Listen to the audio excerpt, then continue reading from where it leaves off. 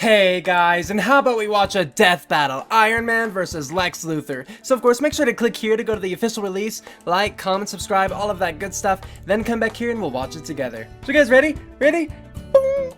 Do you get it? I'm Iron Man! I know that was lame, but I have high hopes for this one. I expect some sort of rage from fanboys and whatnot, as is with every death battle, but I in particular will be rooting for Iron Man this battle. As for who would win, I don't know, because I really don't know that much about Lex Luthor. Granted, I really only know about Iron Man from the movies, you know, the Avengers and the Iron Man trilogy so far.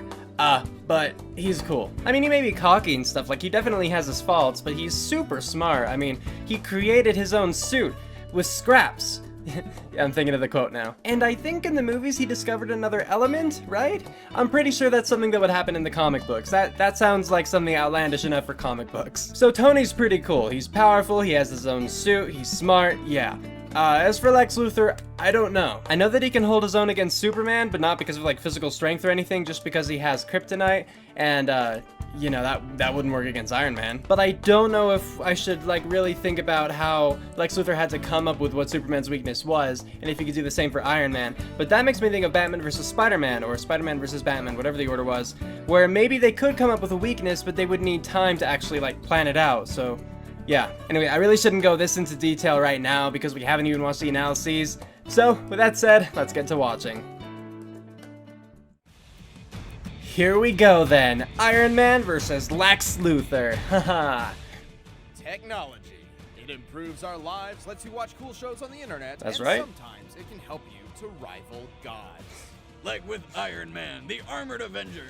And Lex Luthor, arch nemesis of Superman. Because they're both just normal He's guys. raising iron boomsticks. Just really smart. And it's our job to analyze their weapons, armor, and skills to find out who would win a death battle. Cool. It's gonna be 3D, awesome. There are the talented. There are the prodigies. And then... And then there's Anthony Edward Stark. Please, he prefers Tony. Howard and Maria Stark ruled a $9 billion military tech empire. Oh. They could have anything they ever wanted, except a child. Then no. Howard met an alien who decided to build a baby for them. Fearing humanity would perish to Really? more advanced alien races, this child was genetically engineered to lead the world to a new tech age. But that was Arno Stark. We don't speak of him. Oh. When Howard and Maria were Okay. disappointed with what they created, they adopted Tony instead. Yep, that's the secret So origin he's a to normal Tony one. Stark. Didn't see that coming, did you? Despite not being the alien engineered Okay, child cool. of prodigy, Tony's gifted intelligence and world-changing destiny were obvious at an early age. He graduated from MIT with top honors and a physics and engineering double major At what age? when he was just 19 years old. Oh. But since this is a I'm older than superhero that. origin, it wasn't long before tragedy struck. And by struck, I mean a car crash, and by tragedy, I mean his parents. So all of a sudden, Tony was an orphan. But on the bright side, it also made him the sole heir of Stark Industries. Which is pretty cool. Nice. With the entire family fortune at his fingertips, Tony pursued a life of reckless indulgence and mechanical tinkering. War was his income, and he enjoyed every bit of it until the day his eyes were open. Yeah, open with a shrapnel-filled irony bomb. Now, how accurate is that to the comics? I don't know. Held captive by terrorists in Afghanistan, Tony learned the bomb left shrapnel in his heart. Okay, which so it must would be pretty kill him in accurate. a week. The terrorists gave Tony an ultimatum: construct weapons for them and receive treatment, or be left to die. Except the terrorists look But different than the Tony movie. Stark, he chose door number 3. He built a space-age pacemaker to save his own life, and then built a mech suit around it and murdered his way to freedom. This taught Stark one of life's most important lessons. Heroes aren't born, they're built. A lesson which also made for a pretty sweet tagline. My turn. I thought it was Heroes Aren't Born, They're Made, but, you know, same thing, I guess, in But the end. Tony's heart was changed in more ways than one that day. Upon returning to America, he nullified all weapons development at Stark Industries and dedicated his life to saving the world in his own way. Yeah, we're not talking like just donating to charity and being kind to your neighbor. Oh, no. Tony became a one-man army of justice and began creating a new and improved armored suit that the public would eventually dub Iron Man. And then he made another one, and another one, and another. He made a lot of and then suits. he made like a shitload more. The Iron Man suits are numerous, but they typically come with a common base set of tools. Generally composed of a gold titanium alloy, his standard suits have the strength to lift up to 100 tons, fly at That's a lot. supersonic speeds, and come with an onboard intelligence system called Jarvis. Jarvis, I which like controls Jarvis. his weaponry and can summon other suits at his beck and call. And for good measure, these babies come loaded head to toe with weaponry. I'm talking shoulder-mounted darts, anti-tank missiles, an EMP, and the Iron Man staple, laser beam. Yeah. These repulsor blasts draw power directly from the reactor in Tony's chest or chest piece, depending on the time period, to fire high-mass negatively charged muons as a concussive energy attack. Negative charge Most what? commonly, these are fired from the palms of his suit. But if the situation calls for a Chest. bit more firepower, Yeah. he can blast an even larger beam directly from his chest piece. Unibeam! All Which of is these pretty cool. features come standard in his most often used suit, Model 13, the modular armor. This armor specializes in adaptability, allowing Tony to swap out its individual pieces for one suited to the mission at hand. Really? Oh, and it also has an extra casing known as Iron Man Armor Model 14. But you can just call it Hulkbuster. This is what's gonna be in Age of Ultron, right? This upgrade was built to contend with one of the universe's strongest beings. I'm gonna say with yes. a combination of magnetic and hydraulic technology, in addition to the strength of the modular armor, the Hulkbuster can deliver far more powerful punches and hold its ground against the Incredible Hulk. Wow, Who hence is the strong name. enough to lift a 150 billion ton mountain. What? But his most advanced armor yet comes in the form of his Endosim armor. Part metal, part scary space alien parasite, Tony can summon it telepathically, use it to imprison his foes, and even suck up electromagnetic fields. Sure. Electricity. They can Okay. tank hits from Storm's lightning and shoot repulsor beams so powerful they can injure metahumans who are normally able to absorb energy. Although Tony is a mere man who finds himself fighting with and against unimaginably powerful beings, he has proven time and time again that technology can compete with the world's greatest superheroes. As long as he He has can his survive tech. blows from Thor's hammer, hold his own against Captain America, and move faster than an Extremis enhanced superhuman's eye can track. Not to mention his suit can actually learn and predict its opponent's next move. His suit? And Really? withstand Oh, Jarvis, the I fury guess. of several nuclear bombs. Do not underestimate the Golden Avenger. Okay. That being said, for all their power, the Iron Man suits are hardly flawless. They've been known to malfunction in life-threatening ways and consume too much power too quickly, Well. leaving Tony helpless.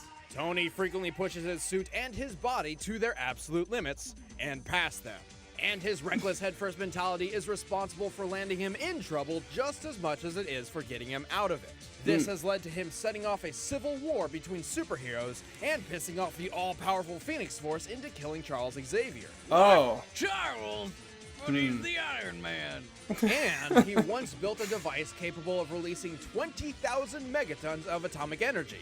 That's 3 times more than all of the Earth's known nuclear weapons combined. Wow. And then he just blasted it straight into the ground. All because he wanted to see what was at the Earth's core. Really? I Didn't don't think work you even out. need that many. But Tony's most diabolical much nemesis power. isn't the Mandarin or even Ultron.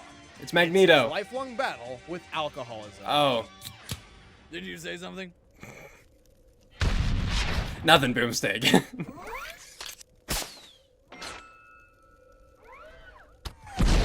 I love that because of how small it was. How quiet, you know? Superman. They didn't is even among touch on most the alcoholism, powerful really. characters in all of fiction. He can destroy planets, withstand supernovas, and fly faster than light itself. But we're not What talking about kind of person Superman. could possibly be the arch nemesis to someone like him? He'd have to be like a god made of magic kryptonite. Nope. Just a mortal man with a passion for business, swindling, and green trench coats. That's Lex right. Luthor. Alexander Joseph Luthor began his rise to the top from the very bottom. Oh, As like a Drake. child, he lived in a rundown section of Metropolis called the Suicide Slum. Wow. Yes, it was that bad. Under abusive parents, it was only by sheer willpower that Lex moved on to a better life. Yeah, willpower and some good old-fashioned social Darwinism. His parents died in a car crash when their car's brakes failed, leaving Lex alone. Don't feel bad for Failed a second. or failed? He used their life insurance money to get out of the ghetto and start his own company. Oh, good. And he's the one who rigged their brakes! Yes! Although Ha! founded through some legally questionable means, the infamous LexCorp successfully spread its influence throughout virtually all of Metropolis. In time, Lex came to practically run the city itself. Good for Taking him. ownership of nearly every media outlet, Luthor's positive public image went practically unopposed. But everything changed when the Man of Tomorrow showed up. In Lex's eyes, Superman was a massive issue for mankind. Why? If humans no longer had to solve problems themselves, they would surely become a weaker race, completely dependent upon this otherworldly savior. So Lex began his crusade to remove him from the equation, and then promptly insert himself as the ruler of humanity. Hey, Lex hey, is a cunning you were cool strategist till that and moment. mechanical genius who prefers to place his opponents in unwinnable situations. However, if physical strength is required, Wow, he he's dons strong, the okay. mighty war suit. Must I remind you of my superiority? The war suit is a powerful battle armor created by Superman's other arch nemesis, the alien god known as Darkseid. Oh. And it's been further enhanced by Luthor's own designs. Forged in the fiery pits of Apocalypse, Lex's war suit is no ordinary piece of machinery. Go on. Despite its less than sleek appearance, it comes equipped with force fields, gauntlet blades, a giant kryptonite axe, and energy blasts powered by kryptonite generators. Oh. It can also fly and has enough strength and durability to go up against Superman himself. Despite how capable the warsuit is, you may feel it has an obvious weak spot. The giant hole where his head is. But old Cue-Ball's chrome dome is actually protected by an invisible force field. Oh. He just wants his opponents to know exactly who's beating the shit out of him. Fair enough. Okay. Sunshine. Lex's weaponry goes beyond an alien metal suit. In addition to his brilliant strategic mind, he has also surrounded the Earth with dozens of satellites bearing his name. Their purpose? A gigantic game of space laser hot potato. Okay.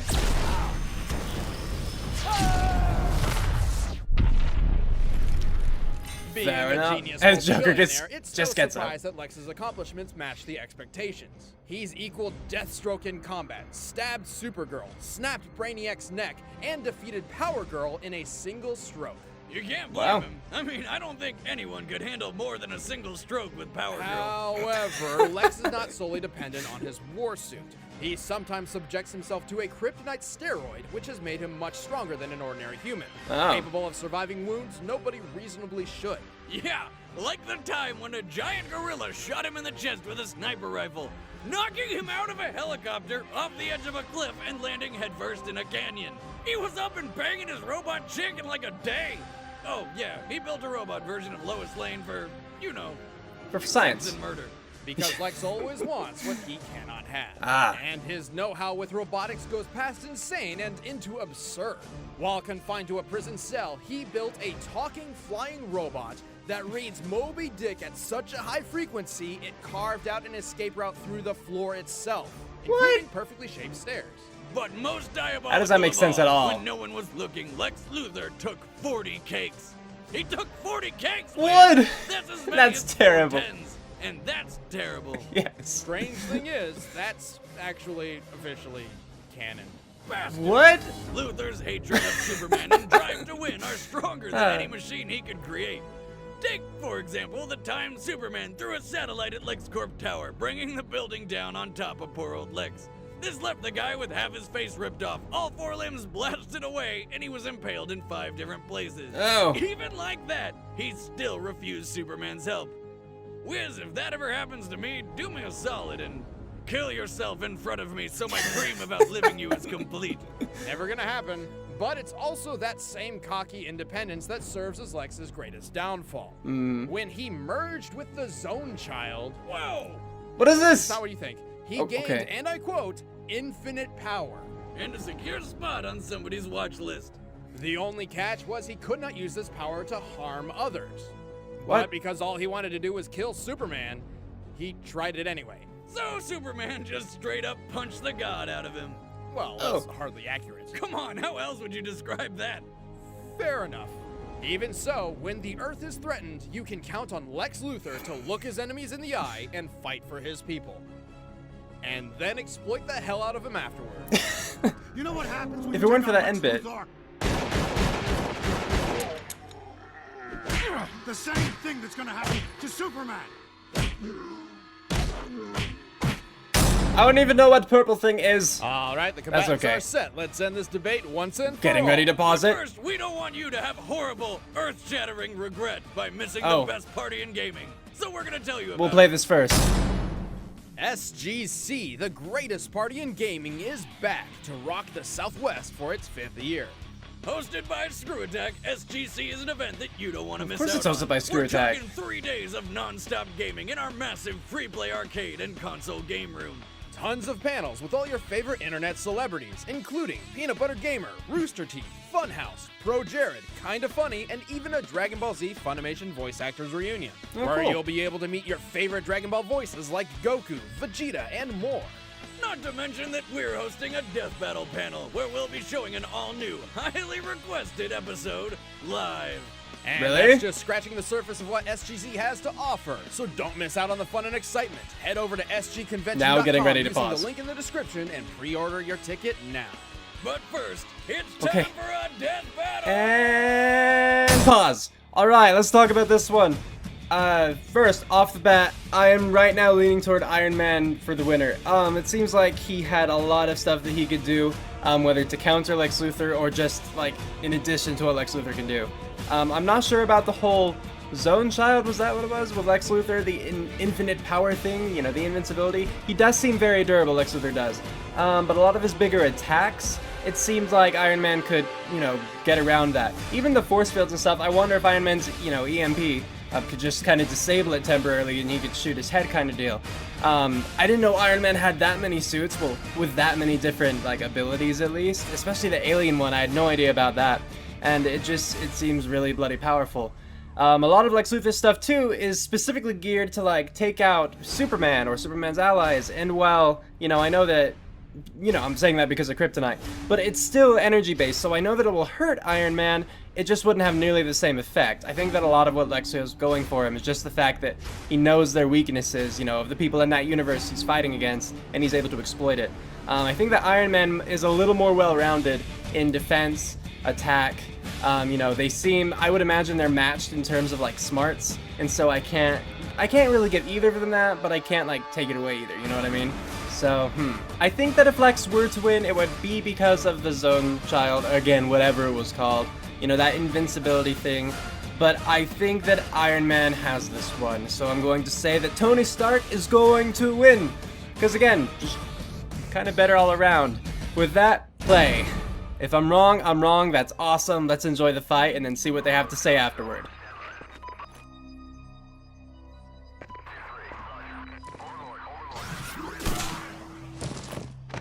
That wasn't very nice. What if he was innocent, Lex? You don't even care, do you?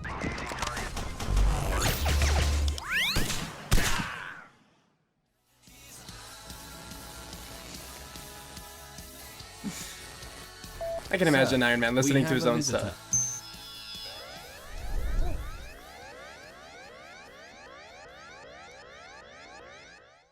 All clear. What? What a joke. Dragon Ball is a Keyblade and some other third thing.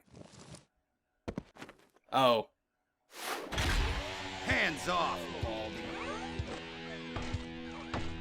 What's that you got there? Yeah, what is it? Oh, yeah. It's mine. And it's gone now. I'll send you the bill. Actually, sir, I should probably remind you, the contents of this warehouse belong in this box. Pepper?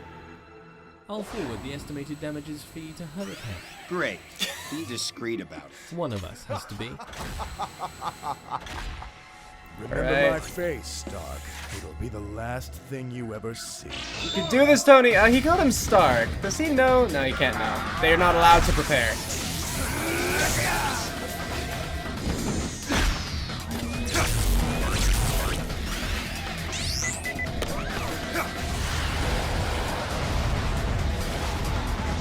His systems are confusing my targeting. Also, adding 2 million to your chances. Not now, Jarvis. What have we got here? 2 million. I am having difficulty determining the suit's alloy. Alien, perhaps. My suit is invincible. That's just a force field, man. How about this part? And there's a force field. I thought you were smart. Hey, you're the one who looks like a giant rusty trash can with legs. No judging. He's reminding me of Hiccup from How to Train Your Dragon.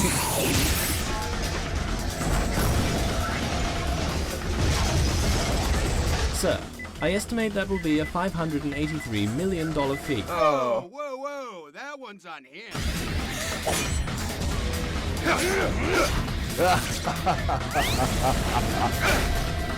Here we go. Activate the EMP. Ha! DMP, let's see what happens. What? Possible. All right. Come to mama. You're just gonna spend even more now. Wait, is that the...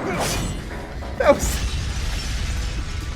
That one might actually make a dent in your wallet. What are you talking about? It's just a car. Seriously? What kind of car was that? Where do I get one of those? Wake up, sunshine. Watch your left. He's still in the same suit though, like the first suit. Thanks for the fun, Stark. It was... smashing. I'm not convinced. Okay. No problem, pal. Is this a big one? Thanks for the suit. Yeah, okay. Looks like a toy.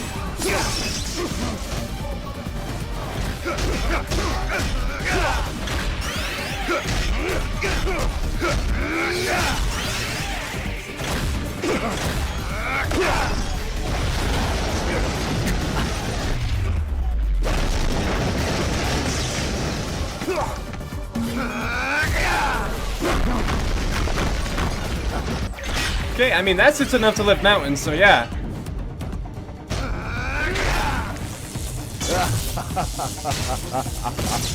I want to see the alien That current suit. damaged your battery. Power is at 15% and dropping fast. I recommend a new plan of attack. I have a plan. Attack. Power at 10%. Call that power. You are nothing. Jarvis, reroute all power to the arm and leg hydraulics. You only have 5% of power. That's not a lot. True power. You are nothing more than another ant to crush under my... How about that? Good night, cue ball. What's going on? Uh-oh. We're out of power. Figures.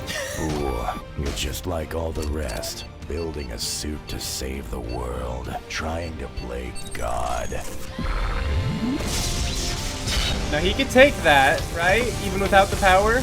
Let me tell you something, Stark. There's only one man in the world fit to play such a role.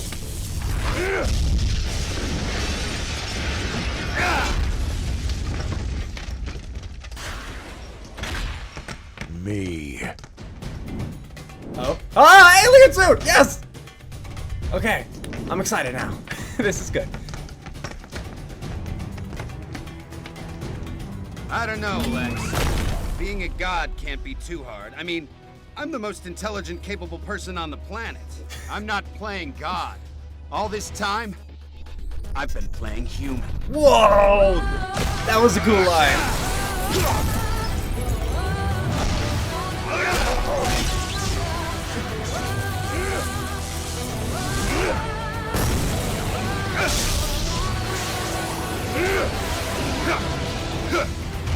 I'll take this.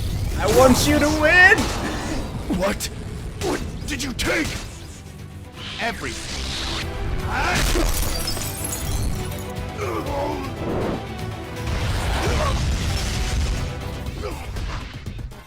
Here's the big one. Oh, he's like vaporized! Ah. That was Pepper's building, wasn't it? Phone call from Miss Potts. Tell her I'm not here. I'm jogging. Already answered, sir. Tony, Hi, Pepper. How are you? why did Jarvis just deposit $5 billion for collateral damage? I'm not here. I'm jogging. Yeah! Both Tony and Lex possessed incredible pieces of technology, but only one was naturally prepared for anything.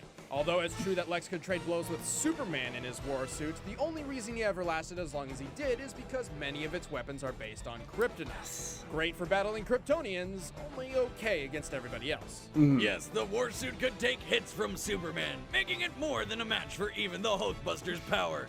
But even against the very enemy it was designed to kill, the war suit only lasts so long. Iron Man's greatest advantage was being able to adapt his strategy by remotely summoning and changing suits. Sweet. The Endosim in particular could counter nearly anything Lex could And throw it's at so him. cool. Plus, Iron Man has far more actual combat experience. Lex treated physical combat as a last resort beneath him, while Tony straight up enjoys it. Lex just wasn't suited for this battle. The winner is Iron Man. Cool. Claps for Iron Man. Next time on Death Battle. On Death Battle. I'm ready. I'm ready. Hopefully I know them. Shunned by society. Is that Beast? From X-Men? Gonna have to say yes. Yes, it is.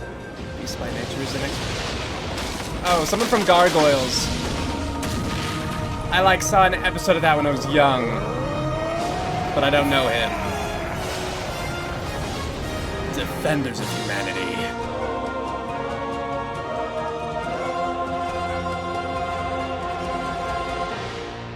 Oh, Goliath from Gargoyles. Yeah, I was right about the show at least.